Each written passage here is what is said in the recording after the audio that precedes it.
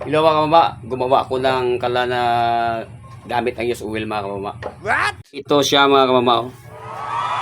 Ayan na yung blower niya mga ready na mga kamama. Okay, lagyan natin mga kamama. Oh. Pag nilagay natin to, kala na to. Tapos ito yung lalagyan ng use oil mga kamama. Nilagyan natin ng gripo at saka dito nilagay. Oh. Ayan. Siguruhin mo na nakasintro yung patak ng oil dyan. Ayan. Tapos putulin natin to. Lagyan natin ng oil. Mamaya, ipapakita ko sa inyo mga mama. Tanda rin ko to. Oh, ayan na siya mga mama. Tingnan nyo. Ayos.